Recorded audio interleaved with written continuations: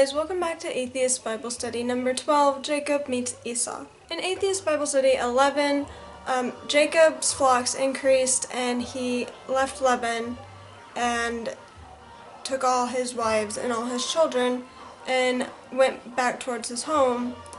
3 days later, Laban followed him and they ended up making like a covenant next to a heap of stones. And that's where we left off in the last video. In Genesis chapter 32, Jacob sends some messengers to Esau. He instructed them, "This is what you are to say to my master Esau. Your servant Jacob says, I have been staying with Laban, and I have remained there till now. I have cattle and donkeys, sheep and goats, men servants and maid servants. Now I am sending this message to my Lord, that I may find favor in your eyes." Do you remember when Jacob actually made Esau sell him his birthright, or he was going to let him starve to death? And then he turned around and stole his blessing, like right out from under him, from his father who had gone blind. But now Esau is like Jacob's lord or master or whatever. He refers to him as both in that. And I think it's funny that he treated him so poorly before and now he's just like kissing his ass. So the messengers come back and they tell Jacob, Esau is coming and he's bringing 400 men with him. So Jacob, immediately he is afraid. He thinks that they're coming to attack. So he splits his group of people up into like 2 separate groups just in case they'll be harder to attack and one group will get away. In verses 9 through 12, I'm not going to read it, but Jacob prays to God and he asks him for protection from his brother. Then after Jacob prays, he takes his animals and he divides them up and he selects gifts for Esau. He has 200 female goats, 20 male goats, 200 ewes, 20 rams, 30 female camels with their young, 40 cows, 10 bulls, 20 female donkeys, and 10 male donkeys. And he separated them into like different herds of their kind and sent them with different servants at different times. So like he sent one herd out and then waited a little bit, like put some distance between them and sent out some more. Jacob says to his servants whenever Esau asks who you are and where you're coming from and who these animals belong to, this is what you're to tell him. They belong to your servant Jacob. They are a gift sent to my lord Esau, and he is coming behind us. Jacob's sitting back at the camp, hoping that these gifts will pacify Esau and he won't want to kill him when he finally gets to him. In my Bible, the NIV version, the chapters have different stories and they break them up and like have different titles and stuff. So I'll show you an example. So I opened up my Bible real quick just to show you. I have the NIV version and I know a lot of Bibles don't have this, but this one, if you can see it, it looks backwards. Hopefully it fixes itself. I don't know if it will. But 18, chapter 18, there's a title here for this section, and there's another one for this next section of story. It's broken up into different segments, even though it's still the same chapter. So this is still chapter 32, but it's the next story, like the next segment of chapter 32.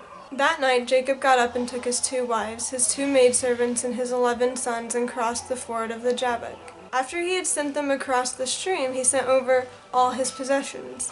So Jacob was left alone, and a man wrestled with him till daybreak. Okay, I just want to pause right there for a second because it says that he took his sons and his wives and maidservants and sent them over there. But it doesn't say that he sent over his daughter. I guess it's implied, but it doesn't actually say that. So I'm wondering if whoever wrote this part forgot about the daughter for a minute. I know it's not important, just something that I kind of wanted to point out, just because, why not? Verse 25, when the man saw that he could not overpower him, he touched the socket of Jacob's hip so that his hip was wrenched as he wrestled with the man. Then the man said, "Let me go, for it is daybreak." But Jacob replied, "I will not let you go unless you bless me." The man asked him, "What is your name?" "Jacob," he answered. Then the man said, "Your name will no longer be Jacob, but Israel, because you have struggled with God and with men and have overcome." Jacob said, "Please tell me your name." But he replied, "Why do you ask my name?" Then he blessed him there. I really don't want to sit here and touch on that too much. Like, I'm not going to explain why that whole thing was just stupid. So this is like a dream, I guess, that he's having, and he's having this weird conversation with this man who he wakes up and thinks it's God. So we'll continue reading. Verse 30, so Jacob called the place Peniel, saying, "It is because I saw God face to face, and yet my life was spared." The sun rose above him, and he passed Peniel, and he was limping because of his hip.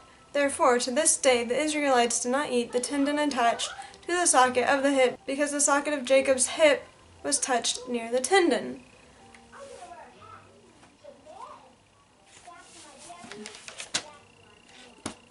I mean, I could pick this apart easily, but I'm not going to because I don't have that kind of time today.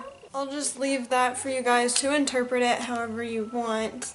The whole dialect between Jacob and the man he was wrestling, who apparently was God. By the way, if I didn't mention, the title of that little segment was Jacob Wrestles with God. So I guess it's God, but it doesn't really make it clear that it's God. It's just kind of, he assumes, so he blesses him. I don't know. Whatever. He had some kind of weird dream and he woke up happy. In chapter 33, Jacob sees Esau coming with 400 men, and he divides up his family. He puts the maidservants and their kids in the front, and then behind them is Leah and her kids, and then in the back is Rachel and Joseph. And then Jacob goes up to the front and bows down like 7 times to the ground on his way there to meet Esau. Esau sees the women and the children. He asks who they are, and Jacob says they're the children God gave me. The maidservants and their kids come up to Esau and they bow down. And then Leah and her kids come up to Esau and they bow down, and then Rachel and her son come up to Esau and they bow down too. At this point, Esau has received all of the animals that Jacob sent for him as gifts. So there's like a shit ton of animals that he has, and he asks Jacob, what's up with that? He's like, what's with all the gifts that you're giving me? Why? Jacob says he wants to find favor in Esau's eyes. Esau then turns around and is like, I already have plenty, keep your shit. And then Jacob insists that he accept the gifts that he gives him, and he does. Esau says to Jacob that he wants to accompany him home, but Jacob turns around and he's like, no, you go on ahead, go home. I have my flocks and herds and stuff to tend to, so it's going to take me longer to get home. But doesn't Esau now have a whole bunch of herds to tend to too on the way home, because Jacob gave him and insisted on him keeping all of the herds and he accepted it. So now Esau also has herds to take care of, but Jacob's the only one who has to stay longer to do that. I don't know. Maybe Esau is able to tend to his animals faster because he has 400 men, which is probably much more than Jacob has. So Esau turns around, he goes home, and Jacob goes wherever he's going. They go into two different places. And at the moment I'm drawing a blank at what those 2 places are, but you can go look if you want to. Figure it out yourself. But when Jacob gets back to Canaan, he buys a plot of land for 100 pieces of silver, and he builds an altar, and I guess he settles there. Alright, so I gotta admit that I'm a little bit surprised that Esau just forgave Jacob for everything he did to him. He pretty much took everything that he had. He took his birthright, he took his blessing from his father, and I mean, I don't know what else that there is to have, especially back then. Those things are important. So the fact that Esau just forgave all of that, I didn't really expect that. I thought that there would be some more drama. I thought that Esau was going to try to kill Jacob or something exciting was going to happen, but it didn't. I read this part and I was really bored while I read it, and it is why it took me so long to get this out here, because it was a boring video, and I apologize for how boring this story was. I think I'm probably going to be doing other types of videos in between doing some of these Bible stories, especially the more boring ones, the more slow stories.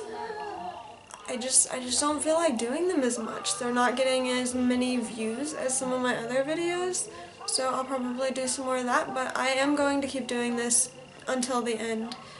It's just not going to be every single week with these videos.